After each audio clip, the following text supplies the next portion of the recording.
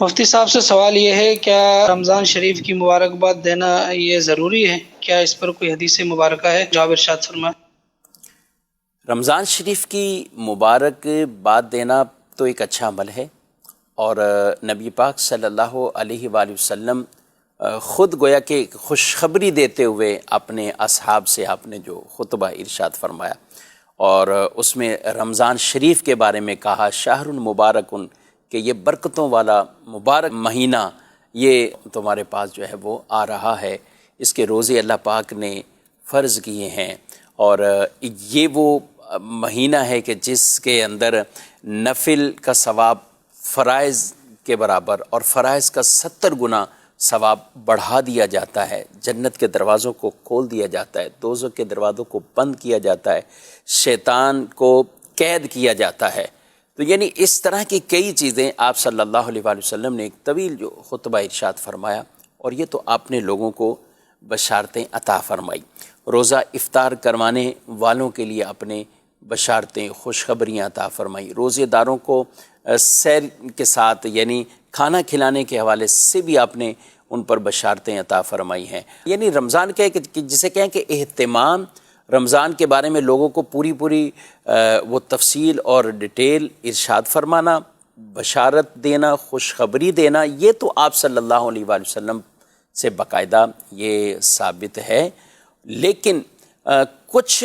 ہمارے زمانے میں اب آج سوشل میڈیا کا دور ہے، تو لوگ ان چیزوں کو پھیلاتے ہیں کہ بھئی رمضان کی اگر کوئی خوشخبری دیتا ہے تو حدیث میں آئے اس پر جنت لازم ہو جاتی، اور اس کو بھی حدیث سے وہ تعبیر کرتے ہیں اور حدیث کہہ کر اسے بیان کرتے ہیں۔ تو ایسی کوئی حدیث ہے وہ نظر سے نہیں گزری، اور ہمارے علماء یہی بیان کرتے ہیں کہ ایسی کوئی حدیث نہیں ہے کہ ہم رسول اللہ صلی اللہ علیہ وآلہ وسلم کی طرف ایسی بات کی نسبت کریں جس کی کوئی حقیقت ہی نہ ہو، کسی کتاب میں بھی اس کو نہ بیان کیا ہو، نہ علماء کا یہ طریقہ انداز رہا ہے۔ تو لہذا ایسی چیزوں کو یوں حدیث کہہ کر پھیلانا یہ تو جائز نہیں ہے، اور رسول اللہ صلی اللہ علیہ وآلہ وسلم کی خود یہ حدیث پاک ہے کہ جو شخص جان بوجھ کر مجھ پر جھوٹ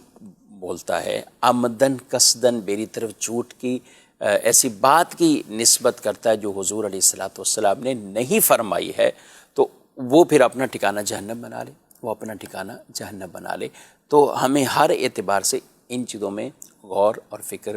ضرور رکھنا چاہیے کہ کون سی بات ہم آگے حدیث کہہ کر اگر بھیج رہے ہیں تو پھر اس کی ڈیٹیل بھی ہمارے پاس یا ایسے اتھینٹک ذرائع سے وہ چیز ہمارے پاس آئی ہو تاکہ ہم اسے آگے